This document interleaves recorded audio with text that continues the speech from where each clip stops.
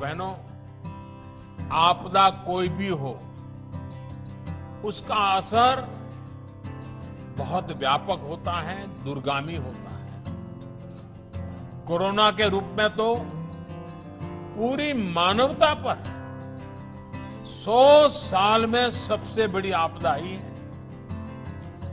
पिछले 100 साल में दुनिया के किसी देश ने ऐसी मुसीबत नहीं देखी।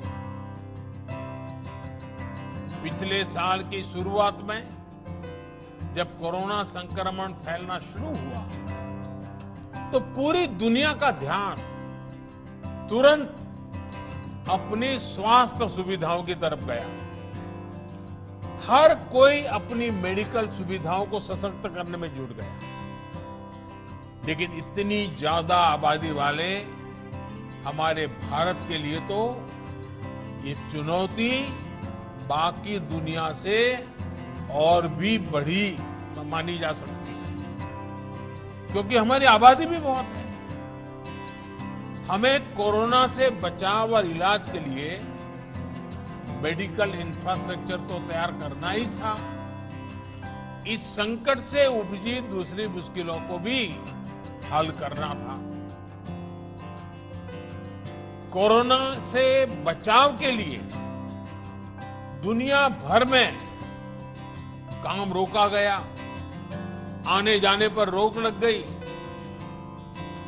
इस उपाय से भारत के सामने अनेक और संकट खड़े होने ही थे।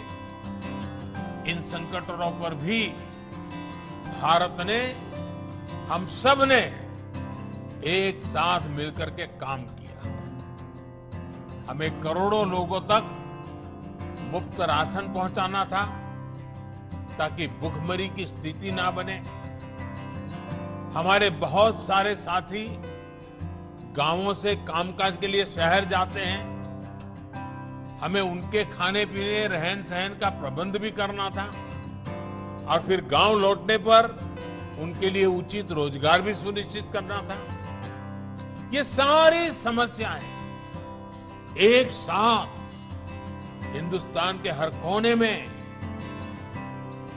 हमारे सामने थी, जिन्होंने बाकी दुनिया की अपेक्षा भारत की लड़ाई को और भारत के सामने पैदा हुई चुनौती को कई गुना अधिक चुनौतीपूर्ण बना दिया। लेकिन साथियों, चुनौती कितनी ही बड़ी क्यों न हो, जब देश एकजुट होकर उसका मुकाबला करता है तो रास्ते भी निकलते हैं, समस्या का समाधान भी होता है।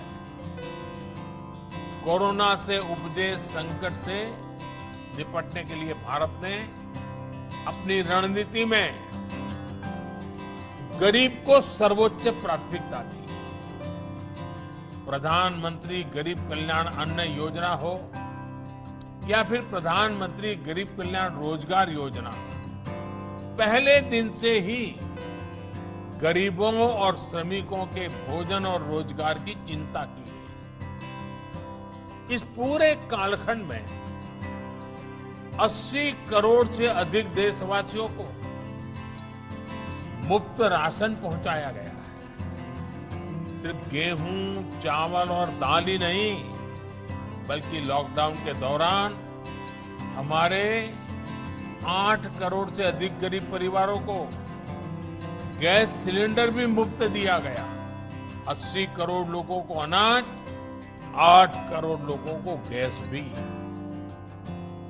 यही नहीं, लगभग 20 करोड़ से अधिक बहनों के जनधन बैंक खाते में लगभग 30,000 करोड़ रुपए सीधे कैश ट्रांसफर भी किए गए।